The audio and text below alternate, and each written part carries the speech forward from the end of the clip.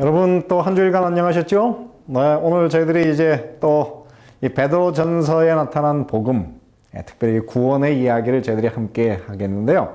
오늘은 저희들이 베드로전서 2장 1절부터 사실은 10절까지입니다. 근데 이제 짧은 시간에 그 긴 본문을 다 읽을 수가 없어서 8절까지만 읽으면서 저희들이 오늘 구원에 이르도록 자라남이라고 하는 제목으로 제가 한번 여러분들에게 말씀을 드리겠습니다. 자, 오늘 본문을 먼저 읽어보겠습니다. 그러므로 모든 악독과 모든 기만과 외식과 시기와 모든 비방하는 말을 버리고 갓난 아기들 같이 순전하고 신령한 젖을 사모하라. 이는 그로 말미암아 너희로 구원에 이르도록 자라게 하려 함이라. 너희가 주의 인자하심을 맛보았으면 그리하라. 사람에게는 버린 바가 되었으나 하나님께는 택하심을 입은 보배로운 산돌이신 예수께 나아가 너희도 산돌같이 신령한 집으로 세워지고 예수 그리스도로 말미암아 하나님이 기쁘게 받으실 신령한 제사를 드릴 거룩한 제사장이 될지니라. 성경에 기록되었으되 보라 내가 택한 보배로운 모퉁이 돌을 시온에 두노니 그를 믿는 자는 부끄러움을 당하지 아니하리라 하였으니 그러므로 믿는 너희에게는 보배이나 믿지 아니하는 자에게는 건축자들이 버린 그 돌이 모퉁이의 머릿돌이 되고 또한 부딪히는 돌과 걸려 넘어지게 하는 바위가 되었다 하였느니라.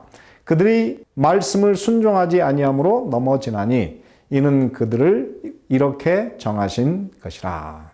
오늘 저희 교인들 중에서 한 분이 제게 이제 드디어 제가 할아버지가 되었습니다. 그러면서 손자의 사진을 이렇게 딱 보내줬습니다. 제 친구들 보니까는 손자들을 안는 제 친구들마다 정신을 못 차리더라고요. 그만큼 이 참 새로운 생명을 가지게 되었다는 것, 그리고 자기의 핏줄에서 이제 후계자가 생기게 되었다고 하는 것을 너무 좋아하는 것 같습니다. 저도 제가 어릴 때, 제가 처음 결혼해서 이제 한 몇 년 후에 우리 사랑하는 딸을 품에 안았을 때, 참 그때 그 감격을 잊을 수가 없습니다. 그런데 만약에 그때 제가 품에 안았던 그 사랑하는 딸이 아직도 제 품에 안겨 있는 그런 아이라면, 이제 나이가 벌써 26이 됐는데요. 이 아이가 그렇게 됐다면 과연 그것이 정상적일 수 있겠습니까? 오늘 이 말씀은 바로 그런 것입니다. 이 그리스도인들이 어린아이같이 신령한 젖을 사모하여 구원에 이르도록 자라가라. 그렇게 말을 하고 있습니다. 우리가 이제 앞에 이 베드로전서 1장부터 쭉 보면은 이 그리스도인들이 이제 처음 예수님을 믿고 성장하는, 장성하는 그리스도인이 되는 단계를 여기 한 서너 단계로 묘사해 놓고 있습니다. 먼저 베드로전서 1장 18절부터 20절에는 그곳의 구속에 대해서 이야기했죠. 우리가 이 땅에서 구속을 받은 것은, 우리의 그 허탄한 행실에서, 망령된 행실에서 구속을 받은 것은 이 금이나 은같이 없어질 보배가 아닌 오직 흠없고 점없는 어린 양 같은 그리스도의 보배로운 피로 우리를 대속, 구속하셨다. 값을 주고 샀다. 이게 이제 과거적인 구원입니다. 우리가 예수님을 믿을 때 이런 과거적인 구원을 경험하게 되죠. 그리고 지난주에 이야기했던 베드로전서 1장 22절부터 25절에 보면 그곳에 하나님의 말씀을 통해서, 영원한 말씀을 통해서 우리가 거듭나야 된다. 거듭남에 대해서 이야기했습니다. 자, 그 다음에 거듭난 다음에 베드로전서 2장 1절부터 보면 이 거듭난 그리스도인의 상태는 바로 갓난아이, 헬라어로 알티게네토스 그렇게 쓰는데요. 그 뜻이 뭐냐, 막 태어난 그런 뜻입니다. 신생아라는 뜻이죠. 그래서 우리 그리스도인들이 거듭나면 그들은 신생아 같은 그런 아이가 됩니다. 그래서 그 다음엔 어떻게 해요? 신령하고 순전한 젖을 사모하여, 그래서 이 젖을 먹음으로 성장, 자라가라, 구원에 이르도록 자라가라, 그렇게 이야기하지 않습니까? 근데 보면은 이 아이가 태어난 다음에 제일 빨리 성장하는 때가 언제입니까? 바로 젖을 먹고 성장하는 나이 불과 한 서너 살까지가 아이들이 굉장히 빨리 성장합니다. 그래서 오늘 여기에서 이 신령한 젖을 사모해가지고 그 구원에 이르도록 성장하라 하는 것은 바로 그런 신령한, 우리를 자라게 하는 능력을 가진 생명의 말씀을 우리가 사모해서 우리가 자라가라, 성장할 수 있다, 그런 말씀을 하고 있어요. 그 다음에 이 동일한 이 성장에 관한 이야기를 좀 다른 말로 오늘 이곳에 바꿔서 썼습니다. 베드로전서 2장 4절부터 8절에 보면은 사람에게는 버림받았으나 하나님께는 택하심을 입은 보배로운 산돌이신 예수께 그리스도께 나와 너희도 산돌같이 신령한 집으로 지어져라. 계속 지어져 가라. 이 현재형입니다. 그래서 오늘 이곳에 자람의 표현이 오늘 이곳에는 신령한 집으로 예수님을 닮아서 계속 지어져 가라. 그렇게 이야기를 하고 있습니다. 그리고 이제 마지막 하나님께 제사를 드릴 신령한 제사를 드릴 거룩한 제사장으로 혹은 왕 같은 제사장이 되어라. 그렇게 이야기를 하고 있습니다. 그래서 신령한 제사를 하나님께 드리는 그런 사람이 되어라. 오늘 이렇게 세 번이나 사실은 이 자라남의 중요성에 대해서 이게 다른 이야기로 계속 반복하고 있어요. 자, 그러면 오늘 이 성장이라고 하는 것이 이 현대, 특별히 한국의 기독교에게는 얼마나 중요한가? 혹시 여러분은 아실지는 모르지만은 이 김세윤 교수라는 분이 있습니다. 이분은 독일과 그리고 영국에서 이분이 이제 그 바울 신학을 전공한 분입니다. 그래서 한국 기독교계에서 아마 바울 신학에 대해서 가장 깊은 연구를 한 분일 것입니다. 지금은 풀러 신학에 와서 그 디민 디렉터로서 일을 하시는 분인데요. 이분이 가끔 이제 그 한국 교회 초청을 받아서 한국 가서 이제 강연을 합니다. 이 바울 신학에 대해서 강연을 하는데 한번 그 강연 내용에 이런 것이 있습니다. 김세윤 교수 구원파를 이단이라고 하면서 사실 한국 교회가 지금 구원파적인 복음을 선포한다. 그러면서 뭐라 그랬냐면은 칭의와 성화 세미나서 한국 교회의 현실을 질타했다. 근데 이것은 저도 사실은 지금 한국 교회에 대해서 제가 느끼는 거지만 사실 이 김세윤 교수가 똑같이 느끼고 있어요. 왜 한국에 있는 개신교회가 지금 벌써 이 기독교가 1000만이 되면서도 왜 이 한국 사회에 큰 영향을 미치지 못하는, 한국 사회를 옳은 곳으로 이끌어가지 못하는가? 제가 이제 참 이것 때문에 여러 해 근심을 합니다. 기도하지요. 근데 그 내용을 좀 더 자세히 보면 이렇게 썼습니다.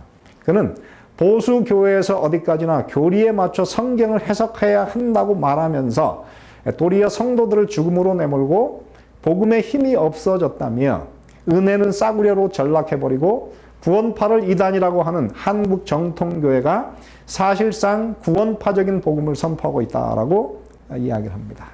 그러면서 그분이 또 이렇게 얘기했어요. 지금 개신교회는 다 주일 성수, 헌금, 전도 3가지만 하면 되고 그 다음에 나머지는 그렇죠? 이 3가지 하고 그 다음에 하지 말아야 될 것. 술, 담배, 제사 3가지만 하지 않으면 훌륭한 그리스도인이 된다고 사람들이 생각을 한다. 그래서 이 기독교의 복음이 점점 그리스도인들에게 이 변화, 성화, 그 삶의 변화를 강조하지 않는 그런 교회가 되어가고 있다. 그러면서 뭐라고 했냐면은 믿음은 있는데 윤리는 없는 교회가 되었다. 참 아픈 이야기입니다. 믿음은 있는데 윤리는 없는. 한국 교회가 보니까는 하나님을 믿지 않는 세상 사람들과 도덕적으로 별로 차이가 없는 그런 시대가 되었습니다. 그 이유가 무엇입니까? 오늘 이 시대의 바울 신학에 대한 잘못된 해석, 구원파적인 복음이 바로 이 기독교회를 덮고 있기 때문에 점점 이 기독교회는 이제 carefree, 예수님을 믿기만 하면 아무것도 하지 않아도 되고 삶의 변화는 별로 중요하지 않다고 생각하는, 그리고 표준을 삶의 변화나 성화를 이야기해도 그 표준이 점점 낮아지는 그런 시대가 되었습니다. 그래서 이 김세윤 교수가 쓴 구원이란 무엇인가, 칭의와 성화, 이런 책들을 사실 우리가 좀 읽으면서 이 바울 신학에 대해서 이게 좀 뭐랄까요, 이렇게 균형 잡힌 그런 신학을 가지고 있는 분들의 이야기를 우리가 좀 듣고 우리 현실을 좀 직시해야 될 필요가 있습니다. 참 제가 이 한국에 계신 이 기독교회를 보면서 참 가슴이 아픈 그 이유가 바로 이런 것입니다. 그러면서 또 다른 책에 보면 바로 이렇게 썼어요. 성화라고 하는 것은 이미와 아직의 은혜이다. 그래서 이거는 바로 기독교회를 요약하는, 이 신약 신학을 요약하는 그림이 사실 이 그림이거든요. Already and not yet. 이미 그러나 아직이라고 하는 건데요. 그것은 뭐냐면 우리가 이 세상에서 예수님을 믿을 때 완전히 변화되지 않은 이 세상 나라에 살고 있고, 그러면서 우리는 다가올 새로운 세상을 기다리면서 산다. 그래서 이 두 가지가 서로 공존하는 그런 시대에 살고 있다 하는 것이죠. 그래서 오늘 이곳에도 이렇게 썼습니다. 모든 악독, 괴율, 시기, 외식, 모든 비방을 벗어버리라. 이 벗어버린다고 하는 것은 옷을 뜻이 이것을 완전히 우리의 삶에서 버려야 된다고 하는 것이요. 결별을 해야 된다는 것입니다. 그러면서 뭐라고 이야기하느냐면은 갓난 아이들 같이 신령하고 순전한 젖을 사모하라. 그래서 구원에 이르도록 자라라. 또 여기서도 뭐라 했어요? 산돌같이 신령한 집으로 지어져 가라. 다 현재형입니다. 그래서 오늘 이 그리스도인들은 거듭난 다음에 어떻게 자라가야 되고 변화돼야 되고 성장해야 되는 것입니다. 그래서 오늘 이 말씀을 보면서 오늘 우리가 이 신학을 사실 제대로 된 신학을 배워야 되고 오늘 이 말씀 가운데 들어있는 이 베드로 선생님이 애정어린 마음으로 현대 교회를 향해서 주는 성숙한 성장하는 그리스도인으로 변화되어가는 즉 성숙한 그리스도인으로 성장하는 그 비결이 여기 있습니다. 사실 그것을 자세히 쓰지는 않았지만 제가 한번 이것을 한번 요약해 본다면 이렇게 볼 수가 있습니다. 첫째, 구원에 이르도록 자라기 위해서 갓난 아이들 같이 순전하고 신령한 젖을 사모해야 합니다. 여러분, 그리스도인이 성장하는 데 있어서 가장 큰 에너지와 능력과 힘을 주는 것. 그래서 어린아이가 순식간에 빨리 자라는 것처럼 몸과 그 다음에 지능이 순식간에 자라는 것은 바로 어머니의 젖을 먹듯이 그리스도인의 삶에 비약적으로 우리를 성장시켜주는 것은 결국 하나님의 말씀이에요. 그래서 하나님의 말씀을 알지 못하면 결국 그리스도인은 성장할 수가 없습니다. 그래서 오늘 모든 그리스도인들은 이 말씀에 심취하는 그런 그리스도인이 되어야 되는데요.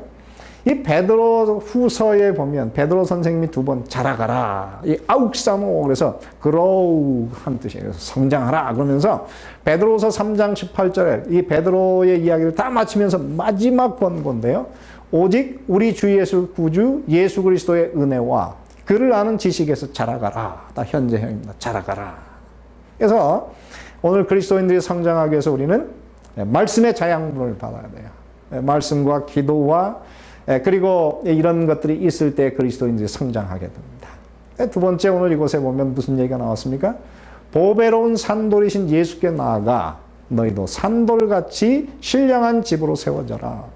자, 예수님이 어떤 분이십니까? 보배로운 산돌인데 우리도 그 보배로운 산돌같이 신령한 집으로 지어자. 이걸 이곳에 3번이나 신령한이란 말이 나오고요. 보배란 말이 여러 번 나와요. 오늘 우리 그리스도인들이 어떻게 해야 돼요? 예수님을 닮아서 보배로운 산돌처럼 우리도 산돌같이 신령한 집으로 지어져 가라고 하는 것입니다. 그래서 오늘 이 말씀은 무엇입니까? 이 땅에 사는 우리 그리스도인들이 끊임없이 그리스도를 본받고 그리스도를 묵상하면서 그리스도의 모습이 우리의 모습이 되도록 우리가 늘 그리스도를 바라보는 그런 그리스도인의 삶을 살아야 되는 것입니다. 저는 제 삶에서 예수 그리스도를 참 사랑해서 이 예수님이 어떤 분이었을까. 그래서 예수님의 그 사복음서에 나와 있는 예수님의 생애를 읽고 또 읽고 묵상하는 그런 삶을 늘 삽니다. 우리 모든 성도 여러분들 정말 예수님을 사랑하시고 묵상하시게 되기를 바랍니다. 그래서 여러분들도 예수님처럼 산돌같이 신령한 집으로 예수처럼 변화되어 가시고 건물이 점점 올라가고 성장하는 것처럼 여러분의 삶이 그렇게 성장하면 참 좋겠습니다. 그리고 오늘 이곳에 보면 뭐라 그러냐면 신령한 제사를 드릴 거룩한 제사장이더라.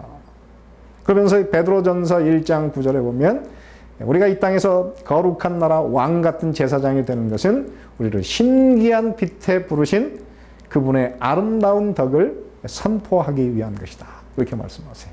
그러면 우리가 제사장으로서 어떤 제사를 하나님께 드려야 될까요? 사실 베드로전서에 똑같은 표현은 없습니다. 그런데 히브리서에 보면은 여기 3가지 오늘 우리가 해야 될 제사가 있습니다. 첫 번째는 무엇이냐면 찬송의 제사는 하나님께 드리라. 그렇습니다. 우리가 하나님께 어떻게 거룩한 산 제사를 찬송의 제사, 예배의 제사, 거룩한 신령한 예배를 우리가 드려야 됩니다. 우리의 예배가 신령하면 신령할수록 그곳에 하나님의 영이 임하는 거룩한 예배를 드리면 드릴수록 이 교회는 살아날 것입니다. 그리고 또 한 가지는 무엇입니까? 오직 선을 행함과 서로 나눠주기를 잊지 말라. 그러면서 마지막에 이렇게 썼어요.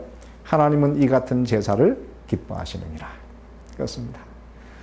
히브리서나 베드로전서나 요한이나 모든 신약의 사도들은 이 땅에 있는 모든 그리스도인들이 세상 사람과는 다른 거룩한 삶을 살기를 원하십니다. 그러므로 이 땅에서 우리가 선을 행함과 서로 나눠주기를 잊지 않는 이런 신령한 제사를, 하나님이 기뻐하시는 제사를 드리시는 그런 그리스도인으로 사시게 되기를 바라고, 그래서 지금은 어린아이 같지만 연약하지만은 다 성장하여 구원에 이르시는 신령한 집으로 산돌같이 지어져가는 거룩한 그리스도인, 희망이 있는 예수님을 닮아가는 그런 성숙한 그리스도인으로 변화되어 가시기를 바라면서 오늘 이 말씀을 마칩니다.